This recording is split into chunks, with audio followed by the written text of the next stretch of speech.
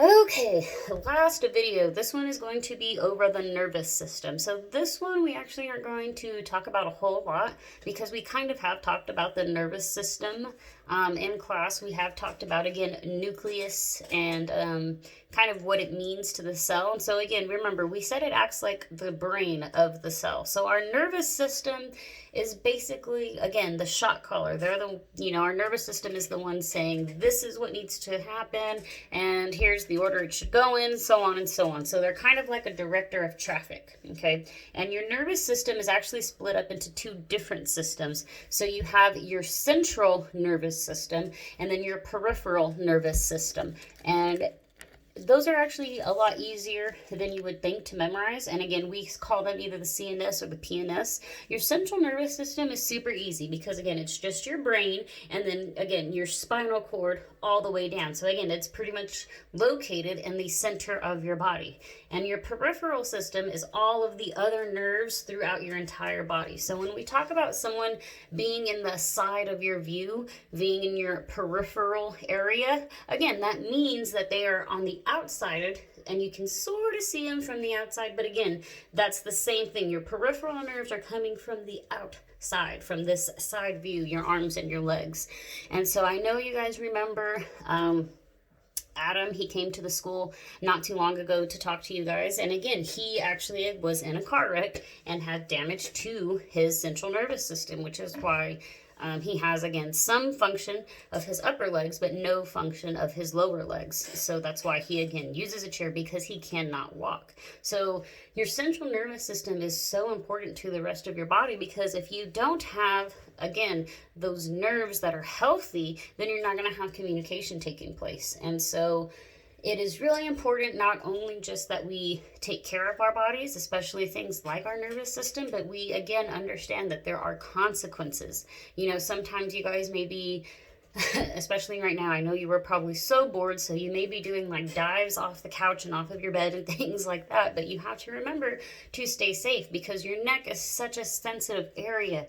The smallest, fall or anything could possibly give you severe complications. And so what I want you guys really to focus on with your nervous system is while it may call the shots, it still works in conjunction with all of your other systems. So your nervous system, again, controls your involuntary functions and your voluntary functions. So again, a voluntary action is like me raising my hand. I didn't have to raise my hand. I chose to do it. I thought about it. And then again, that whole sequence of events led me to raising my arm. But then you have involuntary actions. And we've talked about this in class before too. You don't sit there and tell yourself, okay, breathe.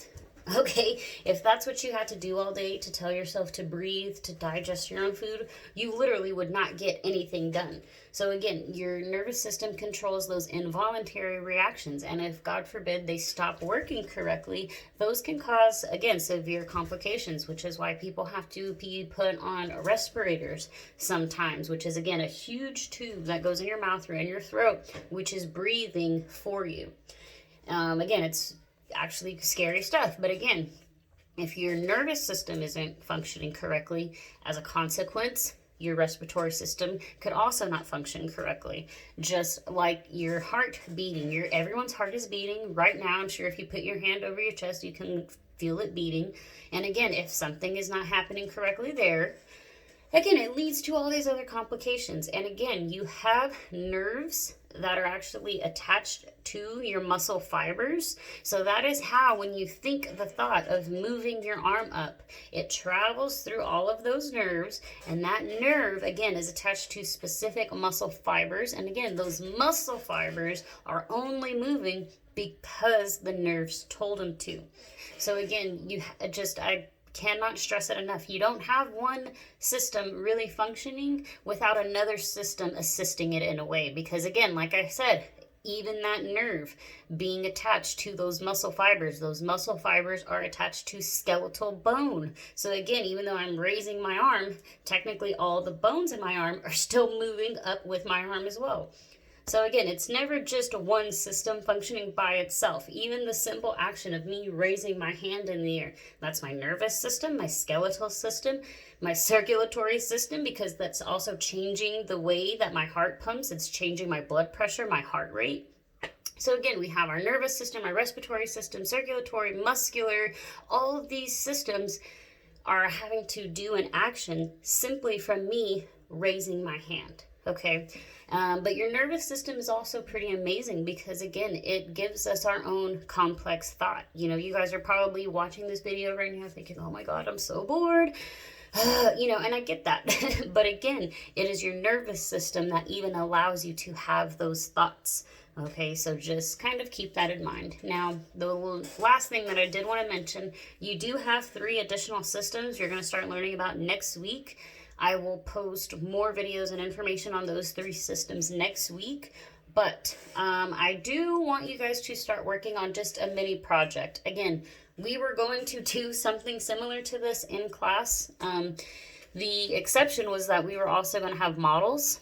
So again, if you would like to do a model over any system, please do so. Please share your creativity with us because, again, this is what we would be doing in class right now. Again, it's Thursday, so this is our lab day. This is what we would have been doing. So I would like to see some models coming from you guys. I know you are a creative group.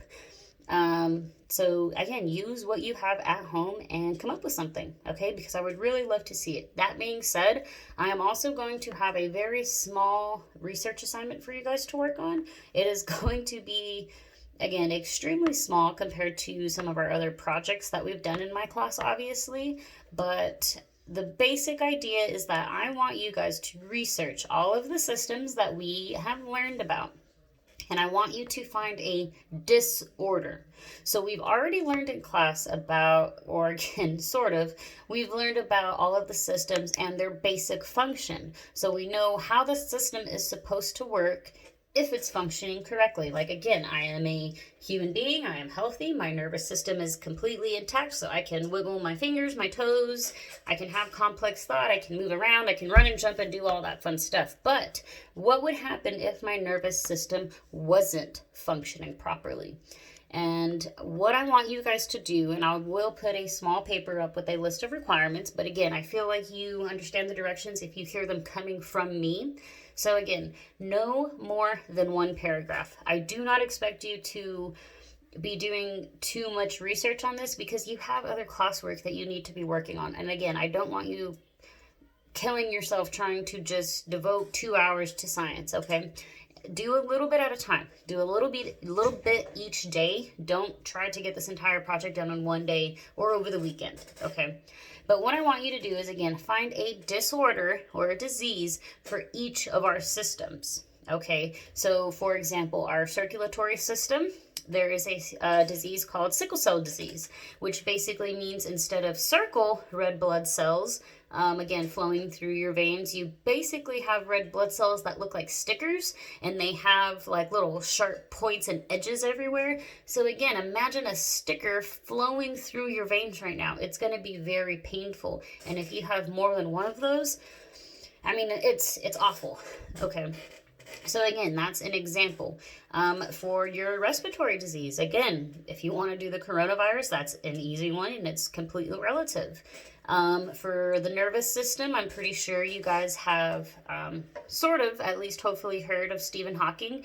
And again, he had a nervous system disorder, and that's what led him to unfortunately be stuck in a wheelchair for, the last half of his life because his muscles were actually tensed, like they were contracting. And again, it wasn't his muscles, it was his nervous system. So if you haven't learned about ALS, again, that would be a good disease or, again, a good disorder to research. And again, I am looking for 1 paragraph, less than half a page. Just give us a brief summary over what the disorder is and why it's a nervous system disorder. Why is it a respiratory system disorder? And again, does it affect other systems as well? Okay.